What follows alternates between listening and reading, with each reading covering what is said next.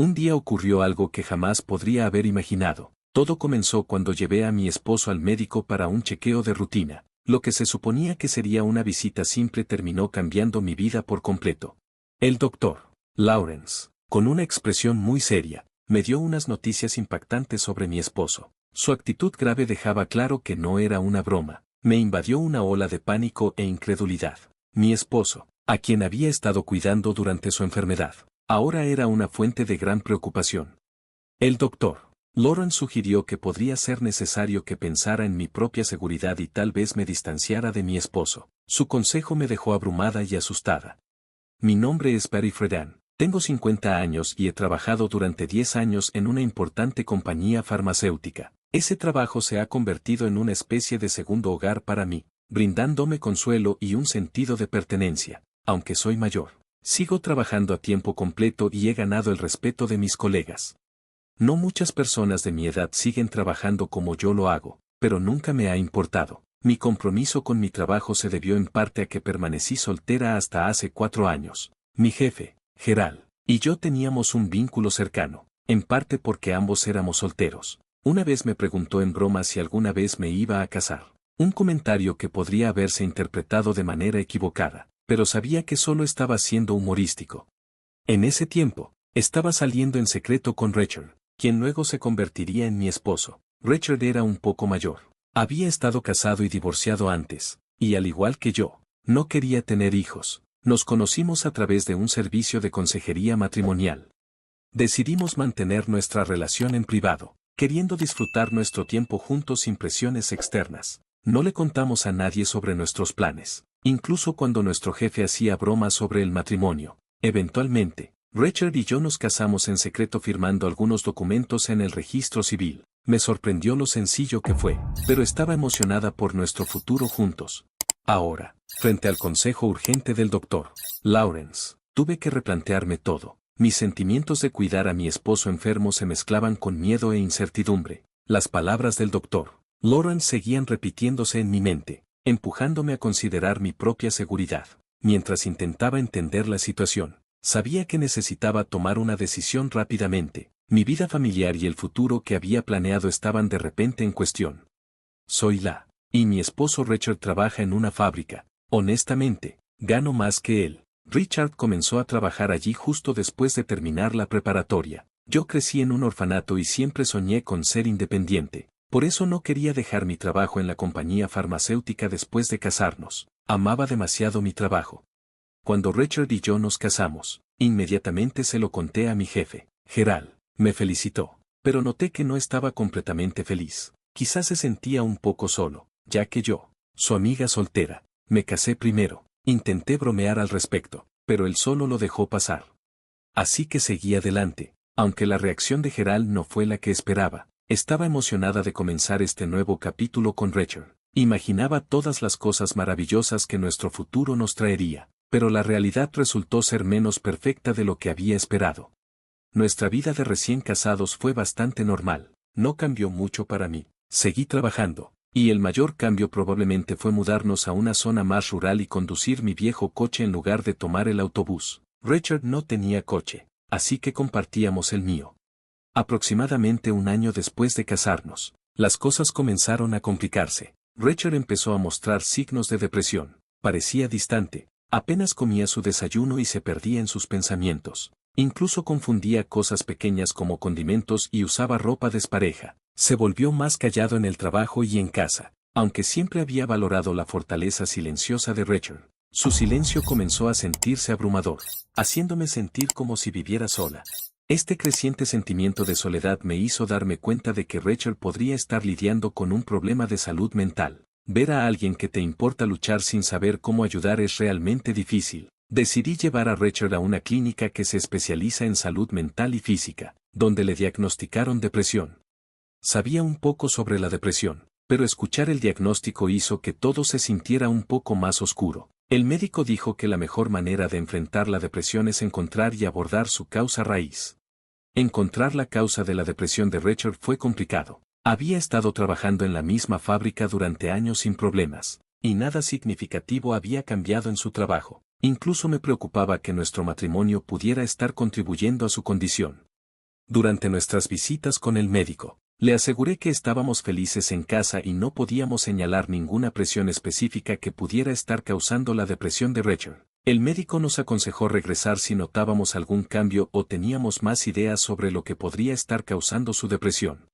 A pesar de múltiples visitas a la clínica, no pudimos identificar la causa raíz del malestar de Rachel. Con el tiempo, su depresión solo empeoró. En sus peores días, apenas podía levantarse de la cama, sufría de dolores de cabeza o llamaba para decir que estaba enfermo para no ir a trabajar. Su apetito desapareció, perdió mucho peso y, eventualmente, tuvo que dejar su trabajo. Rachel se sentía muy culpable por dejarme a mí todas las responsabilidades financieras, pero le aseguré que estaba bien con trabajar. Mi principal preocupación era su bienestar. Era difícil verlo sufrir, y estaba constantemente ansiosa por él, especialmente cuando estaba en el trabajo. Hubo una vez en que salió y se perdió, lo que me hizo temer que pudiera estar lidiando con algo más que solo depresión, posiblemente incluso demencia. Esta preocupación aumentó mi estrés, especialmente cuando los colegas preguntaban cómo iban las cosas. Tuve que admitir que Rachel no estaba mejorando. Ver a alguien a quien ama sufrir tanto sin saber cómo ayudar es increíblemente difícil. Un día, Gerald notó lo exhausta que me veía y me dio una bebida energética. Me hizo sentir un poco mejor, y me conmovió mucho su apoyo. Me recordó que estamos en esto juntos, y sus palabras casi me hicieron llorar. Con todo lo que estaba pasando con Rachel, no me di cuenta de cuánto estrés estaba poniéndome a mí misma. Me quedó claro que necesitaba mantenerme fuerte, o podría quebrarme también, así que me concentré en mi trabajo, tratando de mantener algo de normalidad en nuestras vidas. Ha pasado un año, y las cosas con Rachel no han mejorado. De hecho, solo han empeorado. A medida que se acercaba nuestro tercer aniversario de bodas, sentía que no había esperanza de mejora. Entonces, una mañana, noté que nuestro coche había desaparecido. Volví a revisar, pero estaba definitivamente ausente. Desde el diagnóstico de Rachel, yo era la única que lo conducía. No había usado el coche desde el día anterior, así que debería haber estado en casa. Le pregunté a Rachel si sabía dónde podría estar el coche, y él dijo de manera casual que pensaba que estaba allí cuando llegó a casa ayer. Recordé que él había salido brevemente mientras yo estaba en el trabajo. El médico había sugerido que intentara caminar o trotar para ayudar con su condición. Así que si el coche estaba allí cuando volvió, debe haberse perdido durante la noche. Con el coche desaparecido, tuve que tomar transporte público, lo que me hizo llegar unos 10 minutos tarde al trabajo. Le expliqué la situación a Gerald, quien fue comprensivo pero estaba desconcertado por la desaparición del coche. Se preguntaba si Rachel podría haberlo tomado, pero no pensaba que eso fuera probable dado el estado de Rachel y su renuencia a conducir desde que enfermó. No tenía sentido. A pesar de los lapsos de memoria y los cambios de humor de Rachel, no podía imaginarlo llevándose el coche. La desaparición del coche añadía una complicación más a nuestra ya difícil situación. Tan pronto como me di cuenta de que el coche había desaparecido, lo reporté a la policía, con la esperanza de que se encontrara pronto, pero en el fondo, me preocupaba que pudiera haberse ido para siempre. Para empeorar las cosas, ocurrió algo más inusual. El día que fui a recoger mi salario, fui al banco y encontré que mi cuenta personal estaba vacía. Me quedé en shock. Revisé nuestra cuenta conjunta y también estaba vacía. Esto me dejó completamente desconcertada. Rachel y yo compartíamos la cuenta conjunta, pero él no tenía acceso a mi cuenta personal ni conocía su PIN. Sin embargo, de alguna manera, todos nuestros ahorros habían desaparecido. El impacto fue abrumador. Cuando llegué a casa, enfrenté a Rachel sobre el dinero desaparecido. Él parecía genuinamente confundido y dijo que no sabía nada al respecto, dado su estado mental por la depresión. Dudé en presionarlo demasiado, temiendo que eso pudiera aumentar su estrés. Richard, mirando al techo, parecía distante y perdido en uno de sus frecuentes aturdimientos causados por su condición. Me pregunté si podría haber tomado el dinero. Planeaba discutir esto con la policía, pero ya estaba abrumada por la pérdida tanto del coche como de nuestros ahorros. La presión financiera era dura, especialmente porque no tenía el apoyo de la familia, ya que crecí en un orfanato sin padres a quienes recurrir para pedir ayuda. En medio de todos estos problemas, se sugirió que trasladáramos a Rachel a un hospital más grande con mejores recursos que la pequeña clínica comunitaria que habíamos estado utilizando. La clínica había hecho todo lo posible y recomendó un hospital general para una atención más avanzada. Nos dieron una carta de referencia, así que decidimos tomar un taxi para nuestra primera visita al nuevo hospital. La experiencia se sintió nueva y un poco abrumadora para mí. Durante el viaje, Rachel estaba callado y perdido en sus pensamientos. Cuando llegamos al hospital, respiré hondo y entré, entregando la carta de referencia en la recepción. Esperaba un poco de espera ya que el hospital estaba ocupado, y el vestíbulo estaba lleno de pacientes esperando su turno. Después de aproximadamente una hora, llamaron a Rachel para su consulta. Mientras él entraba, saqué un libro para pasar el tiempo, pero apenas Rachel había entrado en el consultorio, una enfermera se acercó a mí. «Disculpe, ¿es usted la señora Simmons?», preguntó.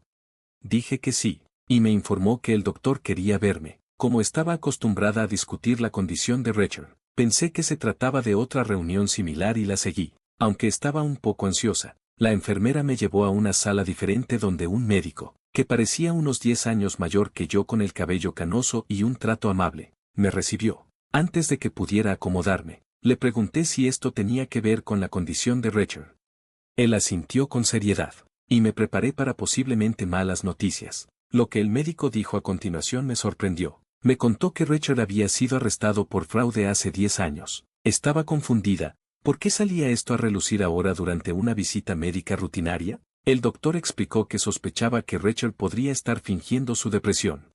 El doctor recordó haber reconocido a Rachel de una cirugía que realizó hace 10 años, cuando trató una herida profunda en la pierna de Rachel. Me quedé atónita. Pensaba que estábamos tratando los problemas de salud mental de Rachel, pero ahora estaba descubriendo su pasado oculto y una posible falsedad respecto a su estado actual. Esta revelación me desorientó, mientras luchaba por conciliar al esposo cariñoso que conocía con la persona que el doctor describía.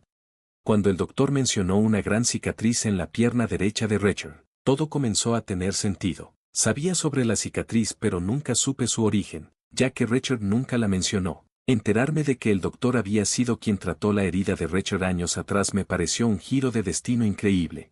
El doctor continuó explicando que Rachel se había lastimado durante una pelea con su exesposa. La pelea había surgido porque Rachel la había estafado, le había robado sus objetos de lujo y dinero. Sorprendentemente, Rachel también había fingido tener demencia en ese entonces para engañar a su esposa y hacerla bajar la guardia antes de cometer el fraude. Este patrón de fingir enfermedades para llevar a cabo sus engaños era alarmante.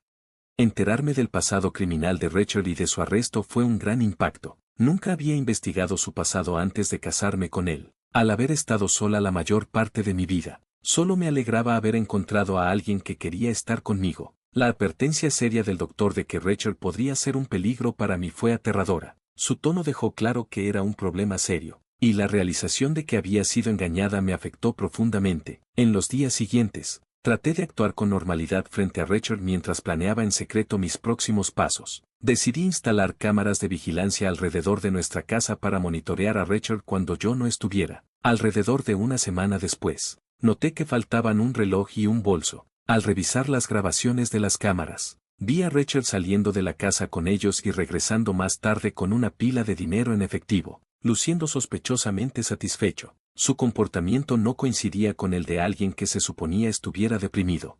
Las grabaciones confirmaron mis peores temores. Rachel era el responsable del robo de mis pertenencias, el coche y nuestros ahorros. Ver la evidencia contundente de su engaño fue devastador. Richard me había mentido y manipulado, traicionando mi confianza. Lo había confiado y cuidado, pensando que era un compañero enfermo. Un divorcio parecía una respuesta demasiado pequeña para la magnitud del engaño que había soportado.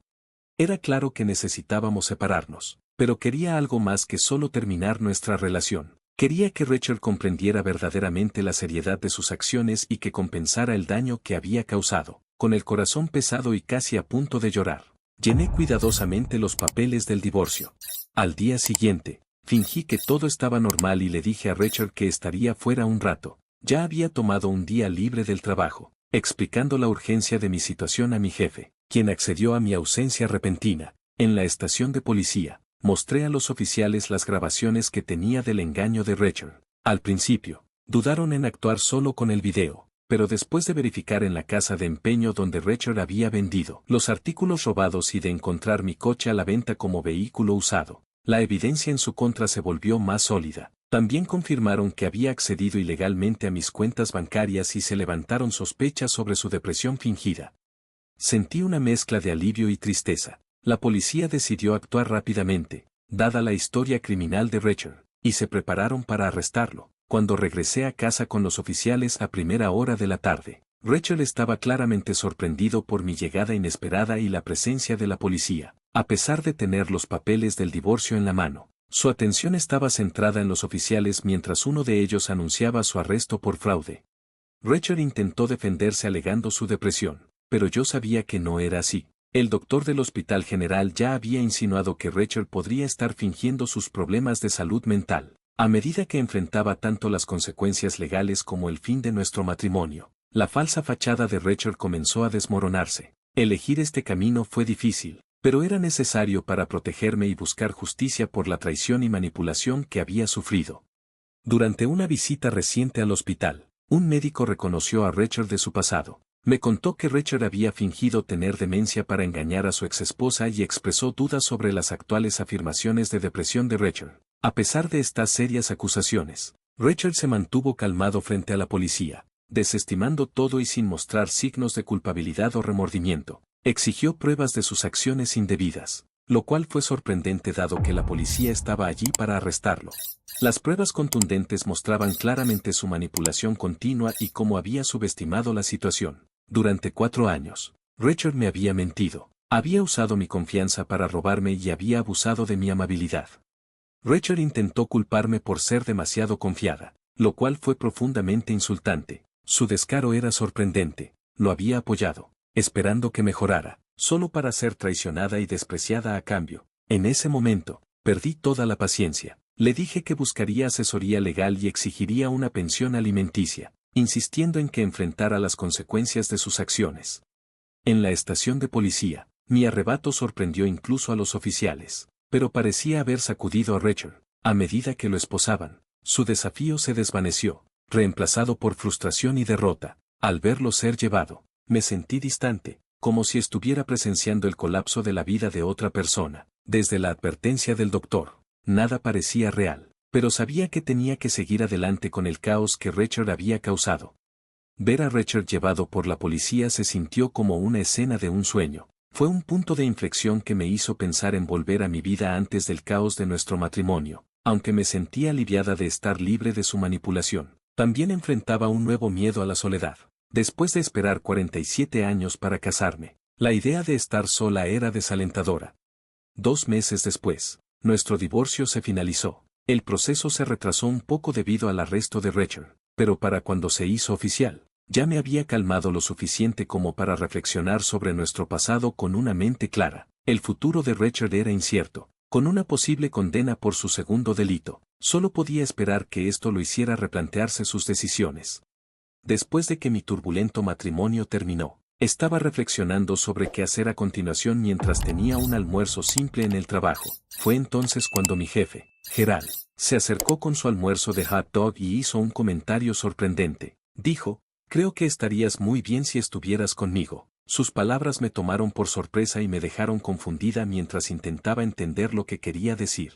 Cuando vacilé, Gerald me tranquilizó, «Sí, hablo en serio». Su tono era suave pero sincero. Me quedé sin palabras, y mi comida quedó en segundo plano mientras pensaba en su inesperada oferta. Gerald luego regresó a su trabajo, dejándome sola para reflexionar sobre lo que había dicho. Aunque nunca había considerado una relación romántica con él antes, su amabilidad y estabilidad ahora me hacían verlo de una manera diferente. Mientras seguía comiendo, me di cuenta de que la sugerencia de Gerald había sembrado la semilla de una nueva posibilidad. La idea de pasar tiempo con él fuera del trabajo comenzó a parecerme atractiva. Tal vez esta era una oportunidad para comenzar algo nuevo y encontrar nuevamente la felicidad y la compañía. Pensar en salir de mi zona de confort con alguien que me ha mostrado tanto cuidado era tanto emocionante como reconfortante. Decidí que esta noche podría ser el comienzo de un nuevo capítulo en mi vida.